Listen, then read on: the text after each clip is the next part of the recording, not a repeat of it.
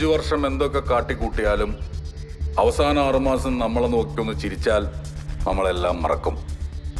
ഇവരെന്ത് നീട്ടിത്തന്നാലും നമ്മളത് വാങ്ങും. നമ്മുടെ ഈ മറവിയാണ് ഈ നാടിന്റെ ശാപം. തെരഞ്ഞെടുപ്പ് പ്രഖ്യാപിച്ചാൽ ഇവർക്ക് നമ്മളോട് ഭയങ്കര സ്നേഹമാണ്. ഒരു കാരണത്തടിച്ചാൽ മറുകരണം കാണിച്ചു തരും. നമ്മളുള്ളിടത്ത് വന്ന് നമ്മളെ കാണും, വീട്ടിൽ കയറി ഇറങ്ങി വോട്ട് ചോദിച്ചുകൊണ്ടേയിരിക്കും.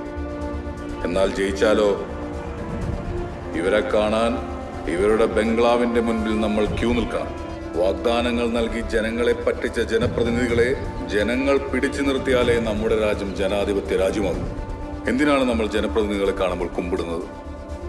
അവരല്ലേ നമ്മളെ കാണുമ്പോൾ കുമ്പിടേണ്ടത്? അവർക്ക് നമ്മളല്ലേ അധികാരം വാങ്ങിക്കൊടുത്തത്? ഓരോ തെരഞ്ഞെടുപ്പിനും കോടികളാണ് ചെലവഴിക്കുന്നത്. എന്തിന്? ജനങ്ങളുടെ മനസ്സിൽ ഇടം പിടിച്ച നേതാവിന്റെ നേട്ടങ്ങൾ കാണാൻ ഫ്ലെക്സ് അടിച്ചും പോസ്റ്റ് അടിച്ചും കോടികൾ. പരസ്യം. സർക്കാരിന്റെ നേട്ടങ്ങൾ ഫ്ലെക്സ് ബോർഡിലൂടെ വായിച്ചല്ല ജനങ്ങൾ മനസ്സിലാക്കേണ്ടത്. അവനവന്റെ അനുഭവത്തിലൂടെ മനസ്സിലാക്കണം. അവർ എന്ത് ചെയ്തു, അവർ നമുക്കെന്ത് ചെയ്തു. ഈ തെരഞ്ഞെടുപ്പ് മുടങ്ങിപ്പോകാതിരിക്കാൻ ഇവിടുത്തെ നേതാക്കൾ എനിക്ക് തന്ന ഈ പണം എനിക്ക് തന്നതാ. ഈ പണം അവർക്കൊരു പ്രശ്നമല്ല, ഇതിലും കൂടുതൽ അവരുണ്ടാക്കും.